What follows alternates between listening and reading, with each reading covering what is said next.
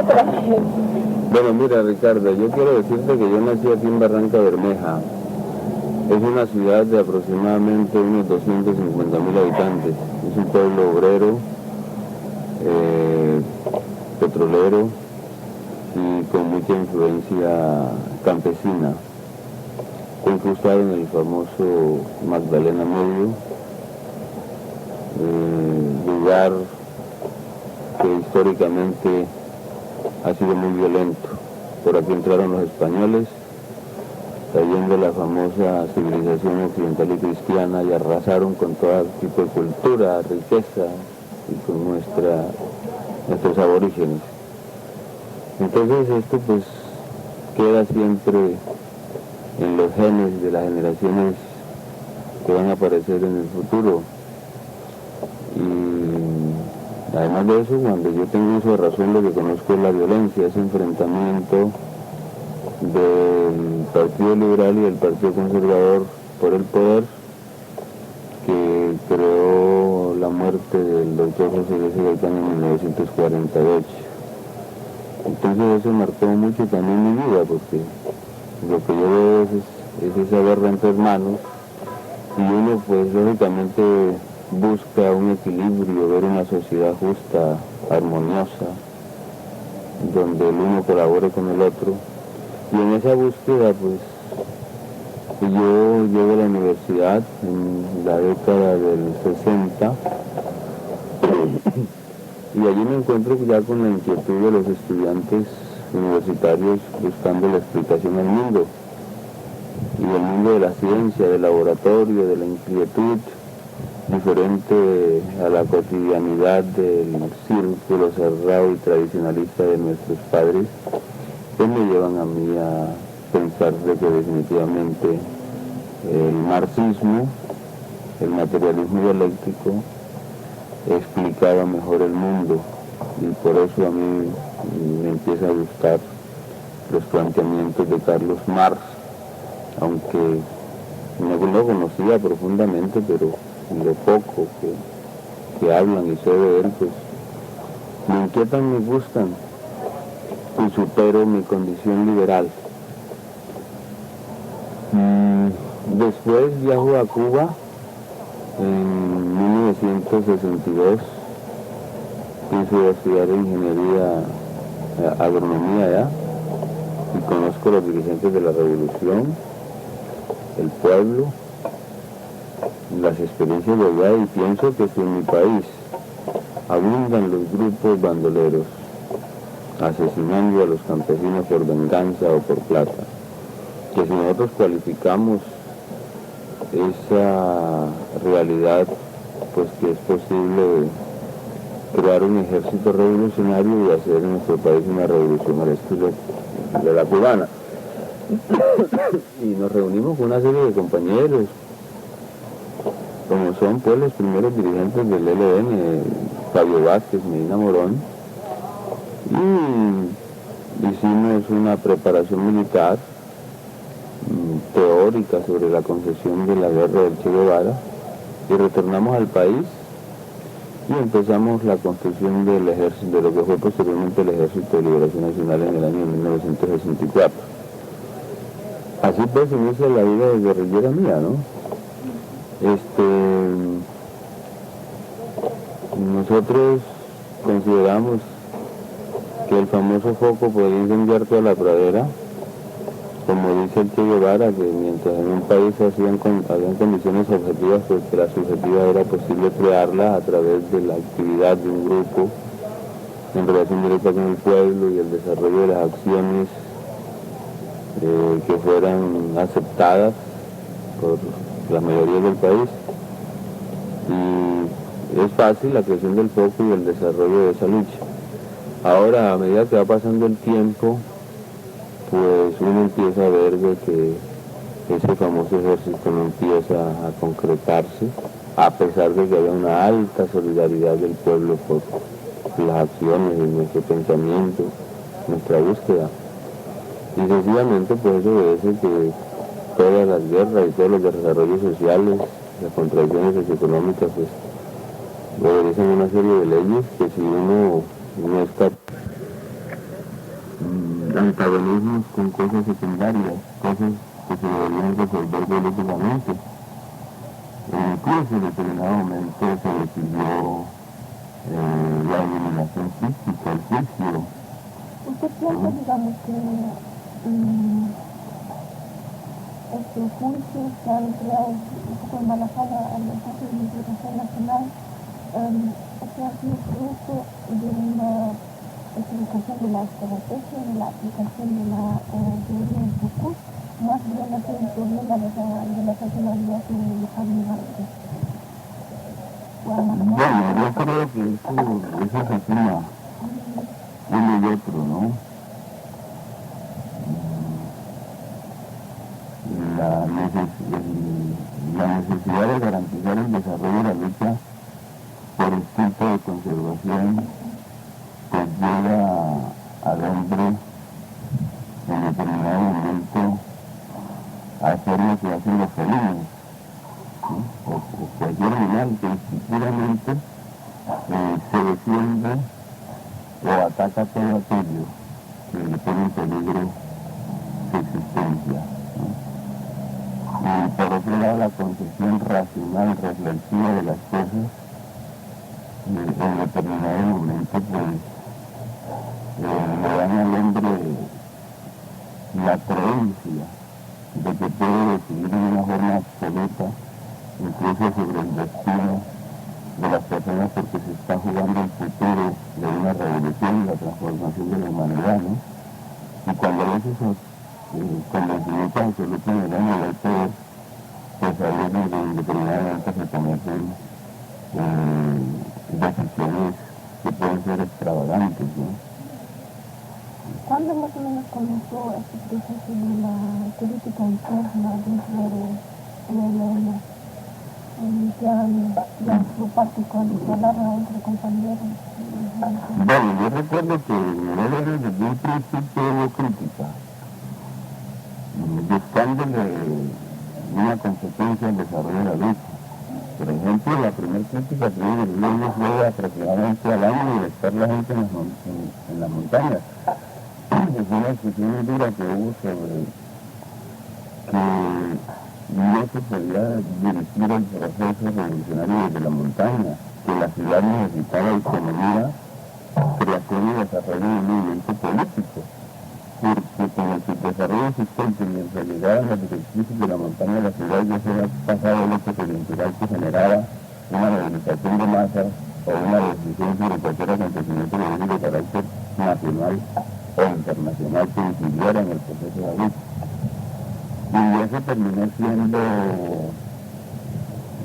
rechazado por la conducción del Estado Mayor de esa época, porque se consideró que lesionaba la seguridad y la garantía pues de la dirección político-militar de la lucha.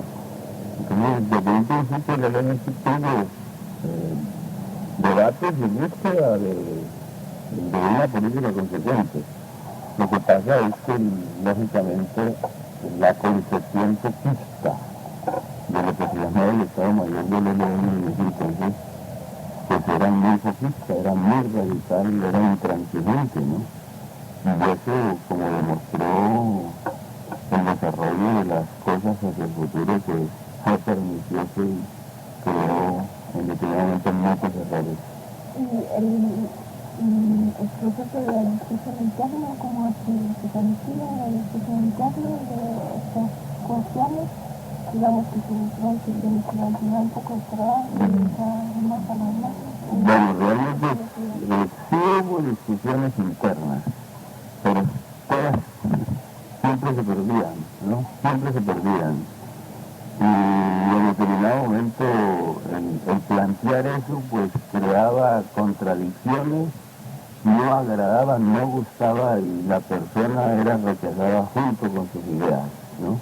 No había la suficiente madurez, claridad política para entender que la política exige los debates hasta que toquen fondo y que democráticamente se tomen decisiones, pero no es mentira que en determinado momento había coerción para impedir que la gente viera realmente los debates profundamente.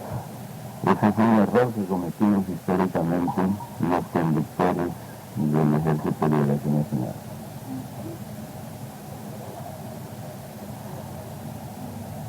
Digamos, el tamaño de la oposición interna era grande o siempre ha sido minoría, digamos, esa gente que buscaba más una organización hacia la ciudad, hacia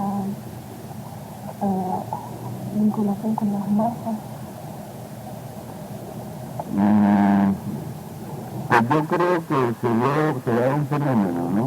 Los que vivíamos en las montañas, los guerrilleros rurales, no, un sector minoritario, casi que individualidades, daban discusión de esta naturaleza. Yo creo que el debate se daba especialmente en la ciudad, entre el sector LN que vivía en la ciudad, pero internamente nunca realmente hubo un debate fuerte donde se pusiera en duda la política de la organización. Por lo menos fue mientras yo estuve allá, hasta 1973. Y es que te puedo decir que realmente la gente temía hacerles debates de fondo, porque consideraba pues que podía caer en desgracia. Eso era... Y de pronto descubrió una de estas sesiones de crítica y autocrítica que, digamos, que tiene el libro de Jaime Arenas, tenía con José Gabinete y algunos compañeros, cómo desarrollaron estas sesiones de crítica y autocrítica. No había, digamos, gente que dice que no queremos que para otro planteamiento ya se pusiera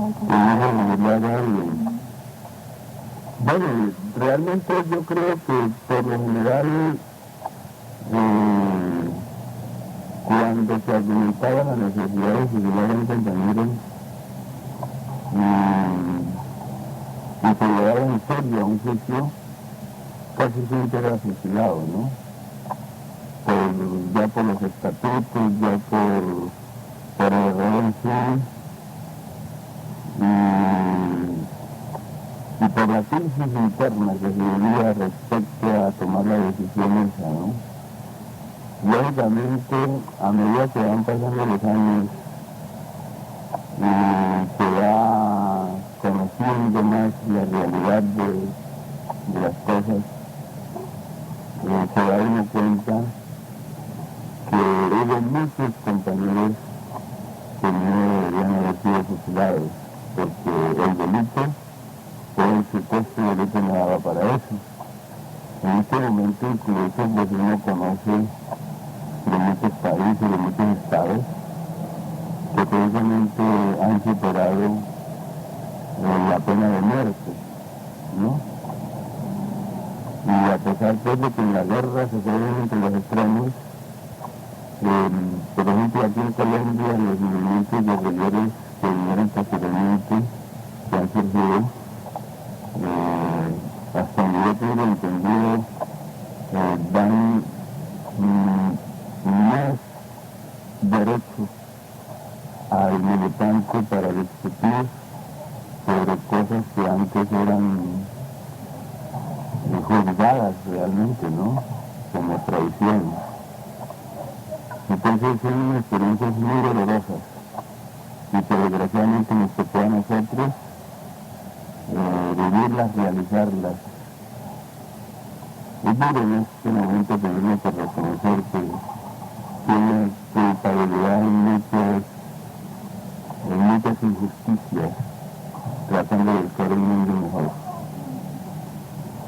¿Y qué pasó, digamos, después de la publicación del libro de Jaime Arenas en el 71? ¿Eso promovió un proceso interno de discusión? Todos los rechazaron a Arenas como que no querían creer de las cosas que pasaron? No, Jaime Arenas en el hecho de haber desertado la guerrilla ya era tenido como alta traición, ¿no? ¿Cuál es la mentalidad de nosotros? Entonces cuando Jaime deserta, inmediatamente toda la militancia y la dirección, pues lo condenó a muerte, ¿no? Estaba condenado a eso. Y no hubo realmente debate sobre su obra. Recuerdo que fue uno que otro texto al fondo de la guerrilla, pero no hubo debate respecto a eso. Todo el mundo consideraba que la era Jaime Arenas no tenía objeto y que dentro de la mentalidad nuestra estaba en el índice, con la misma mentalidad de la Inquisición en cuanto a las obras que criticaban el cristianismo de esa época, ¿no? Y en esas entrevistas que se dieron en Tóxico, ustedes dicen, digamos, que en ciertos puntos Jaime Arenas tenía una razón con su crítica, pero que a pesar de ser un traidor, ¿cómo lo ve ahora? ¿No sienta que de pronto él ha sido impulsado un proceso de discusión interna y que, digamos, que necesitaba mucho fama ideológica y así apoyaba y desarrollaba nuevas concepciones? ¿Cómo lo ve ahora? No, pues ya a esta altura la reflexión que puedo hacer sobre Jaime México es muy diferente a la de aquel entonces, ¿no? Para mí el Jaime Arenas en este momento pues fue un muchacho que vivió 3 etapas. La etapa de un revolucionario muy fogoso, con esa mentalidad pueril, pero que llega y pega en la juventud. Fui compañero de estudio en el bachillerato en la universidad. Indudablemente era un hombre con mucho carisma, lo queríamos mucho. E hizo con su pensamiento y su acción grandes cosas en la búsqueda de la democratización estudiantil y la misma política nacional. Después viene la segunda etapa, que es cuando va a las guerrillas, que se va con toda la intención y toda la decisión revolucionaria. Vive en la guerrilla, pero él era un hombre de un concepto del mundo con muchas contradicciones respecto a la realidad que encuentra en las montañas. El guerrillero nuestro de aquella época era casi que un gladiador romano. Jaime no tenía muchas condiciones para desarrollarse similarmente, entonces a él lo golpea el hecho, por ejemplo, de que la discusión, el debate teórico, político, ideológico a que estaba acostumbrado en la universidad no se daba en el seno de la guerrilla, que efectivamente ahí se aplicaba era la verticalidad del mando, y esto lo afecta mucho. Entonces la concepción, la práctica nuestra no permite resolver las contradicciones con él, que no representa un individuo, sino que representa un sector social de nuestro país. ¿Y qué pasa? Pues de que eso lo lleva a él a desmoralizarse, pero yo me atrevo a decir que él no tiene la culpabilidad, pueda que en parte le haya faltado como ser humano eso que necesitamos cada uno de nosotros para enfrentarnos a las cosas difíciles de la vida y echar hacia adelante. Él falló mucho en eso, pero yo creo que la responsabilidad mayor está en la actitud, en la concepción nuestra como movimiento político, que tenemos ahora que resolver las contradicciones con nuestros guerreros, con nuestro pueblo, con nuestros militantes, y ayudarle a pasar los momentos difíciles, ¿no? Finalmente, como consecuencia de esto, pues Jaime deserta la guerrilla porque ya se desmoraliza, ya no puede vivir allí, lo van a fusilar, se va. Y viene la tercera etapa, ¿no? La etapa del que le llamo de la traición. Por esto, no porque lo que Jaime Arenas diga en el libro afecte críticamente a la guerrilla, que sea un traidor, ¿no? Porque realmente nosotros no estamos acostumbrados a la crítica, somos cristianos, entonces nos gusta más bien esconder nuestros errores. Entonces yo considero que Jaime sí traicionó por lo que él pacta con Valencia Tovar en mucho texto. Desde el punto de vista ideológico, él cae en las redes de un coronel del ejército, un general, que lo aprovecha y le ofrece darle una libertad de nuevamente relacionarlo con la normalidad de nuestra sociedad, a cambio de que haga ese libro y lo saque en un momento en que indudablemente le ayudó más al ejército, más al enemigo que al fortalecimiento del Ejército de Liberación Nacional, ¿no? ¿Lo sacó en la época de No, antes. Entonces, en líneas generales, mi criterio, mi pensamiento es que hay ciertas cosas que se deben analizar y resolver en el seno del pueblo, ¿no? Y no fuera de él, con las personas interesadas, y no darle lo que decimos nosotros, la papaya al enemigo, para que el enemigo nos golpee, o sea que es un boomerang, ¿no? Ese es mi análisis sobre el caso Jaime Arenas. Jaime Arenas también delataba a compañeros que existían con la Revolucionaria, No. Yo te digo que yo me refiero al aspecto del texto en sí, que fue preparado entre él y Valencia Tovar, porque muchos de los documentos y de algunas apreciaciones que él hace, ¿no? Al rompe se dan cuenta que son discutidas bilateralmente.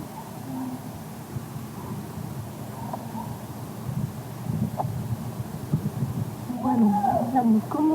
Ahora le voy a dar una cita de Fabio Vázquez, profesor del CIEP. Me gustaría que cómo el planteamiento político de usted y del PAN se define de esto. Dice Fabio Vázquez, rechazamos como objetivos políticos para revolucionarios las acciones dirigidas hacia la conquista de los pueblos con condiciones de la vida, trabajo sindical y así sigue. ¿Cómo se entiende de esa concepción? No lo voy a leer. ¿Otra? No lo tengo completo. Rechazamos como objetivos políticos y revolucionarios las acciones dirigidas hacia la conquista de mejores condiciones de la vida. Y más tarde dice también en contra del trabajo sindical. Sí, que fue lo que no se agarra, Juanita. Pues tampoco que Sí, ¿cómo de este planteamiento ahora se decide la conducción del PAN? Sí, mira, nosotros realmente en este momento, pues, mi actividad política pues es muy diferente a mi actividad en aquella época. Yo he dicho que en aquella época yo hacía la política con los tiros y que ahora hago los tiros con la política, ¿no? A pesar de que la guerra es la continuación de la política por otros medios.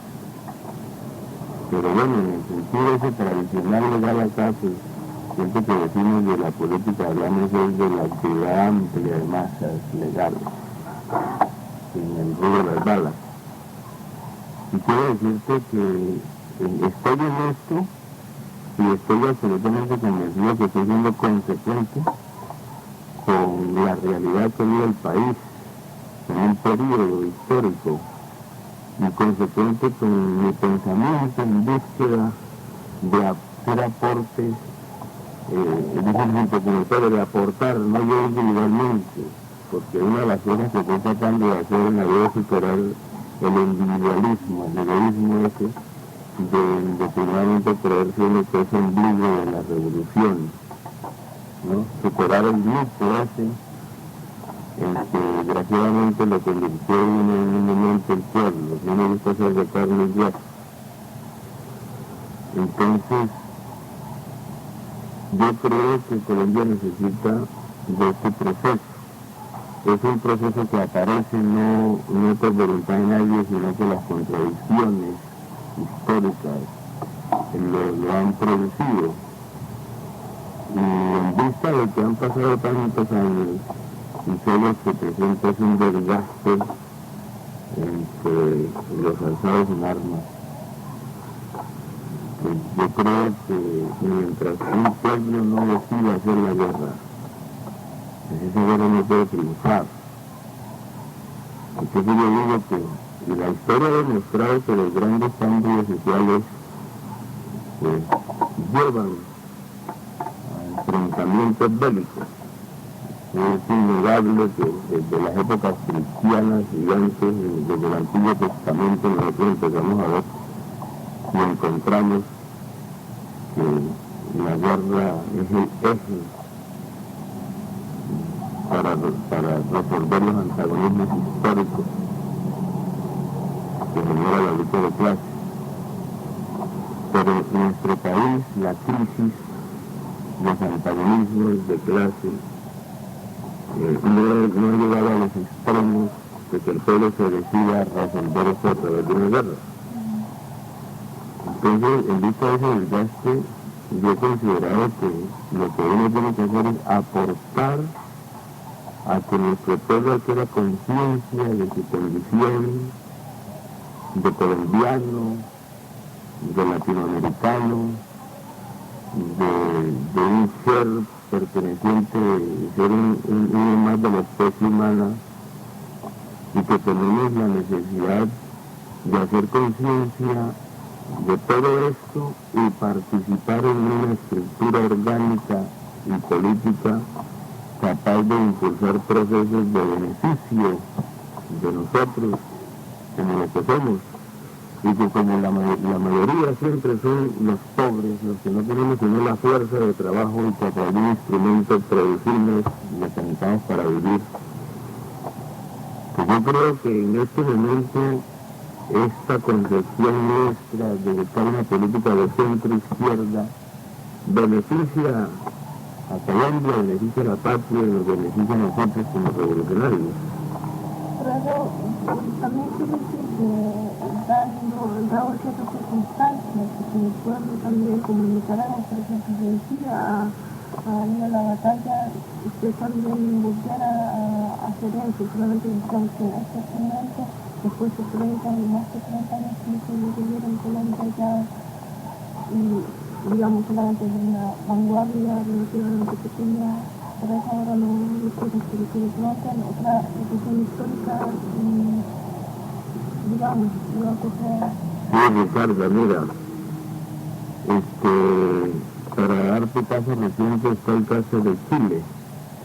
Chile, a través de un movimiento popular, logró desalojar de la administración a los partidos tradicionales y entró un nuevo hombre como fue Allende.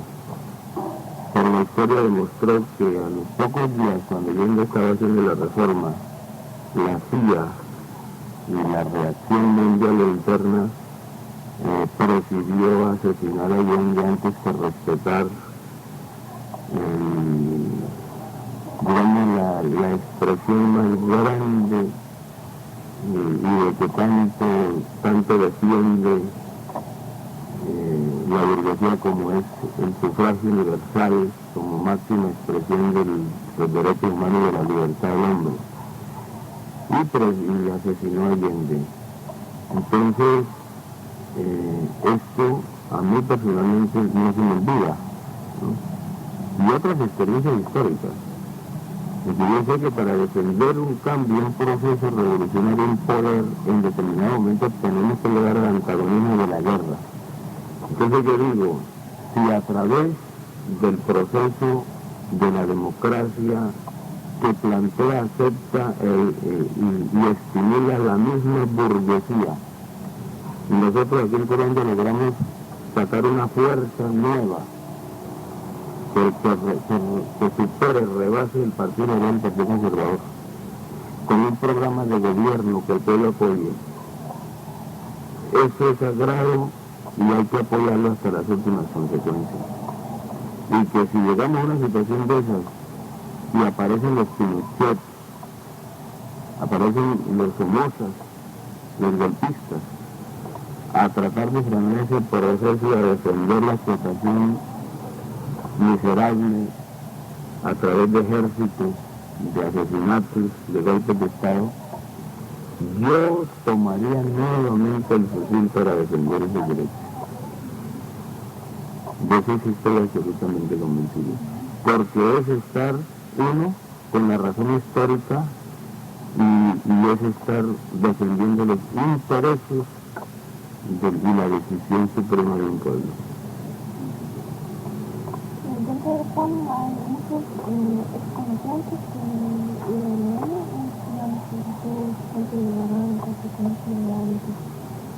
no, nuestros compañeros de lucha guerrillera en el PAN, pues así de trascendencia, realmente no. Por ahí a veces me encuentro uno que otro que me dijo que en alguna época colaboró con el PAN y eso, ¿no? Pero a nosotros nos tocó una lucha dura cuando vino a Barranca con la idea de trabajar por la construcción del PAN. Nos fuimos a las dirigencias tradicionales que representaban la izquierda, la revolución aquí en Barranca Bermeja.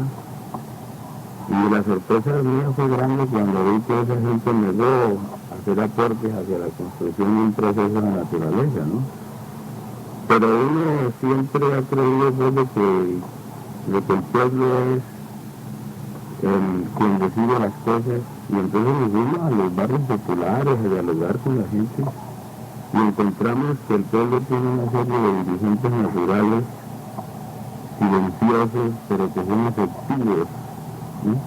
Entonces la sorpresa fue grande cuando nos dimos cuenta que ahí es donde hay que ir para realmente encontrar la gente renovadora. Y por eso yo tengo confianza en el pueblo barranqueño, colombiano, y creo que si somos capaces de identificarnos con nuestra gente, vamos a echar adelante un movimiento de nuevo tipo, renovador y con grandes posibilidades. El trabajo concreto del PAN existe ahora, desde el inicio de la campaña, se constituyeron los dos concejales, y existe el trabajo cotidiano de los PAN aquí en Barranca. No, pues realmente nosotros estamos limitados en este momento para hacer muchas cosas que desearíamos hacer por problemas económicos. Sucede que nuestro pueblo es tan pobre que no posee nada, no tiene excedente de ninguna naturaleza, y entonces la política esa de estar mendigando a todo el mundo que colabore para hacer eso, colabore para hacer eso, pues son tantas las cosas que hay que hacer que realmente la economía no alcanza. Entonces estamos limitados en determinado momento a dialogar con la gente en los barrios, buscando estructura orgánica, y a través del consejo pues que lleguen las quejas, sus necesidades, y nosotros hacemos el debate en el consejo. En determinado momento vamos al barrio y hay un intercambio de esa naturaleza, ¿no? Por ejemplo, nosotros desearíamos haber desarrollado la cultura popular, pero eso requiere instrumentos musicales y además también gente que domine algún arte, algún área de la cultura, del teatro, de la música. Y haciendo digamos, un balance, un inventario de lo que poseemos, pues realmente no estamos en condiciones en este momento de hacer lo que uno sueña. Pero apenas tenemos un año de existencia, entonces consideramos que en este segundo año, en el segundo año es cuando los niños empiezan a andar. Entonces creemos pues de que vamos a poder realizar muchas cositas.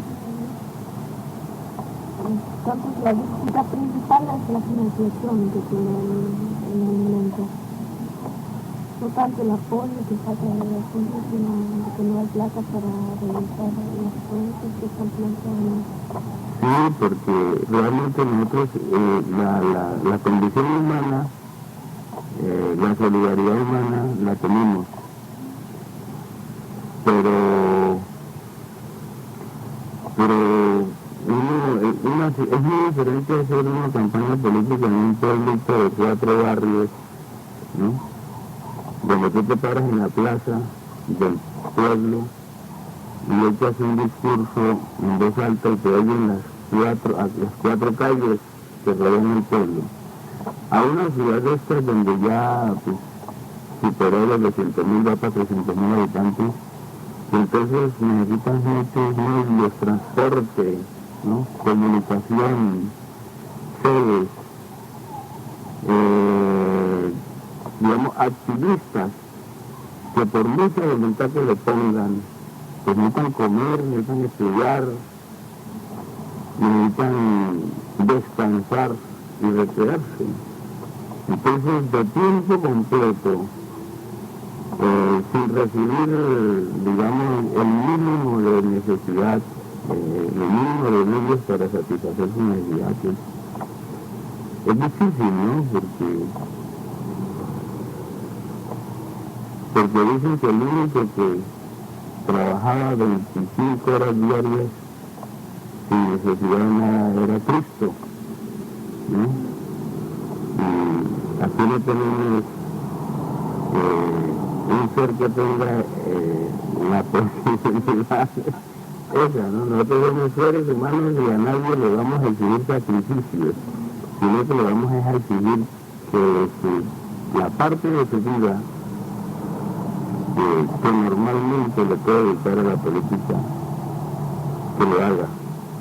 Que sumemos eso y en determinado momento podemos lograr grandes cosas. A veces no tienen miedo que les van a matar, también que les matan con el culo de plata, que son los familiares que vuelven como ya es una figura muy popular, que no se mata tanto acá en la Bueno, es decir, yo sé conscientemente, yo sé que en cualquier momento alguien puede atentar contra mi vida. No sé si lo tengo racionalizado ya, ¿no? Pero digamos, a mí no me angustia si no tengo psicosis. Yo creo que yo voy a ser un muerto feliz, como dice García Márquez en sus cuentos. Yo recibiré, ya yo puedo morir de viejo o de un accidente cualquiera, a mí no me angustia eso, ¿no? Yo estoy siempre tratando de cumplir con lo que me corresponde como ser humano en beneficio de nuestro prójimo, aportarle lo poquito que uno puede hacer, y no me angustia ya cada día veo que a medida que pasan los años la muerte para mí es lógica, ¿no? Es una cuestión normal. Digamos que tiene un papel, pero muy importante dentro del movimiento. ¿Cómo has accedido con muchos líderes políticos en Colombia? Digamos, cuando ya han conseguido mucho apoyo, que no estaban, que también, como pasó con el Frente Amplio también, con los casos que se desarrolló en campos en el momento que con la tanta bien, pero No, es una sí. gran esperanza. Pero es decir, en ese sentido lógico, yo entiendo que la reacción de este país, fuerzas como el MAS, los militares ultrarreaccionarios, todas esas dueños de las riquezas,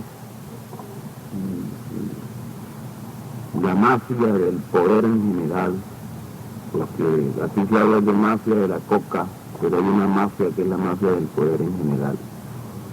Yo sé que ellos, cuando ven un movimiento político o un dirigente que puede significarles el ascenso de una fuerza nueva que les ponga en peligro su estabilidad de poder, que por lo general en nuestro país lo eliminan, lo asesinan, ¿no?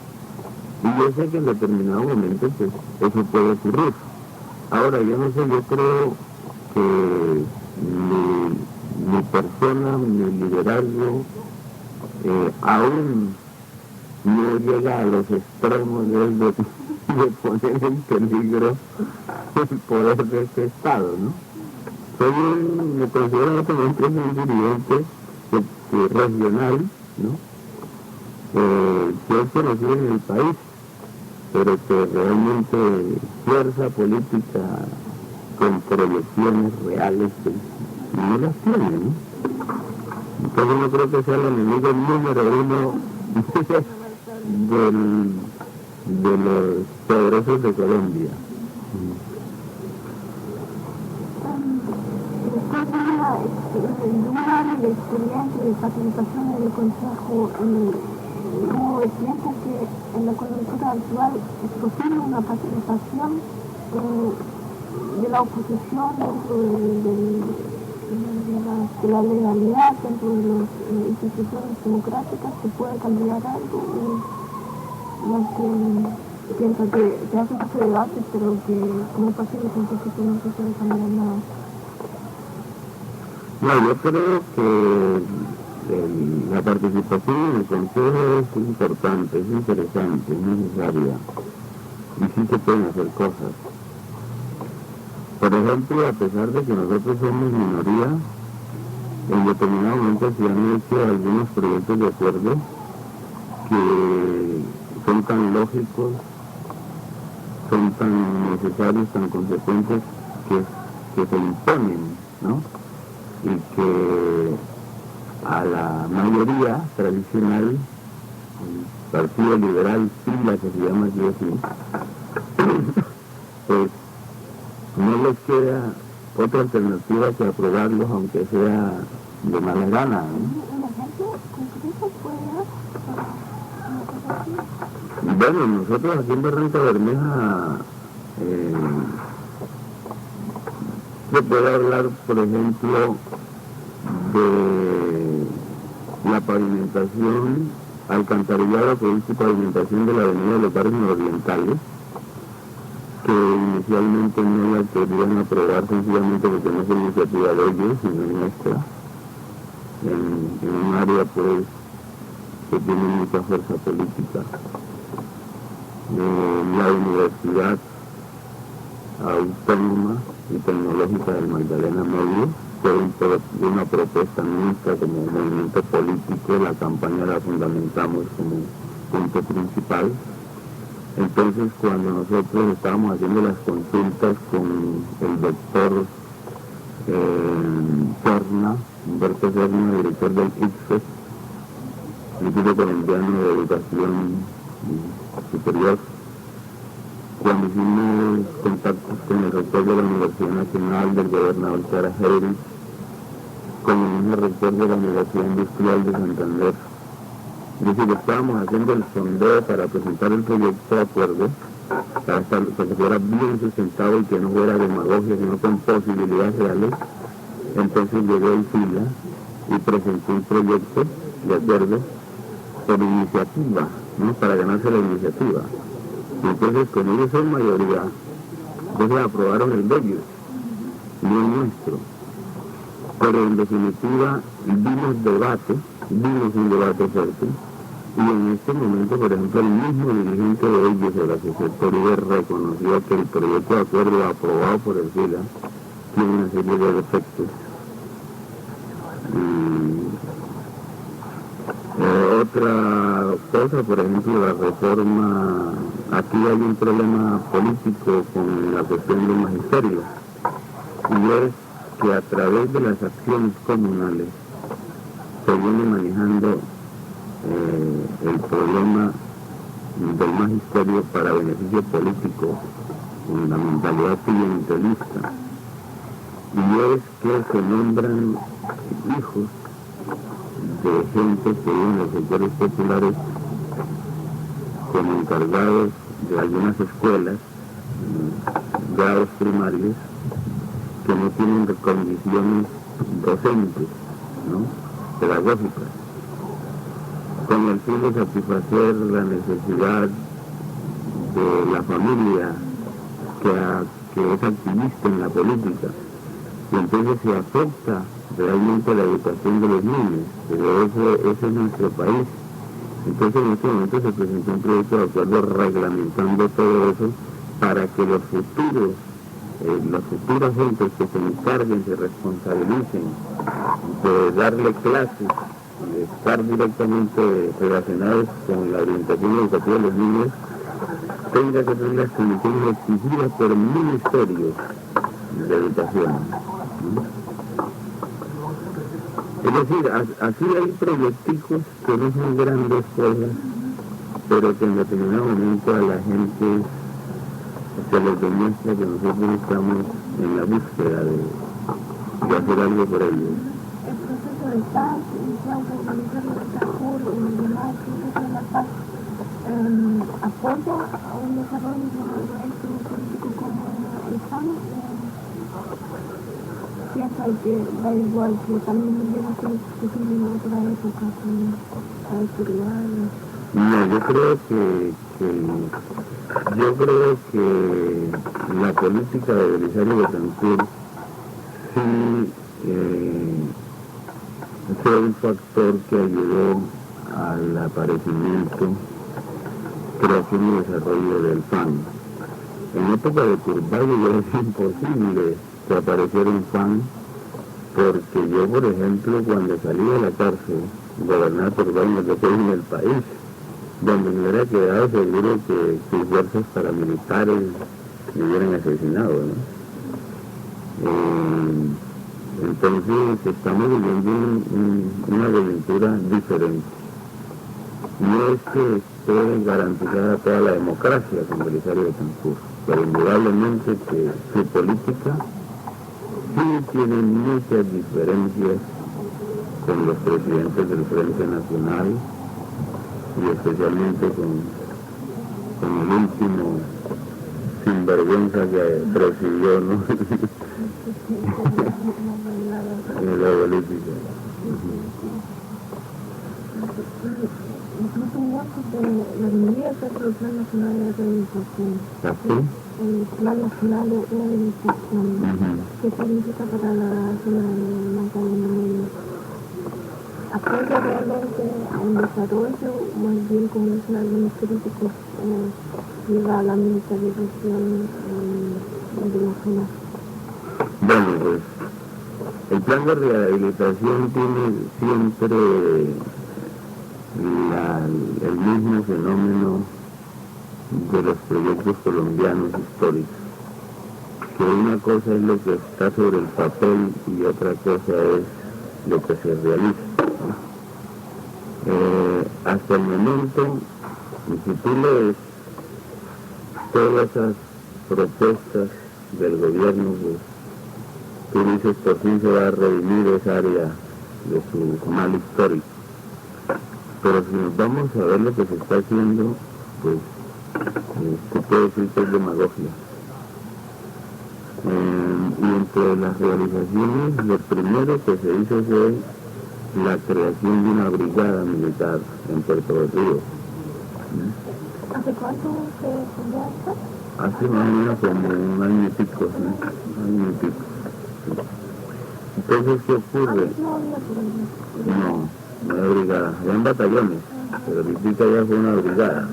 O sea, más concentración de fuerzas y coordinación operativa para frentear la violencia, ¿no?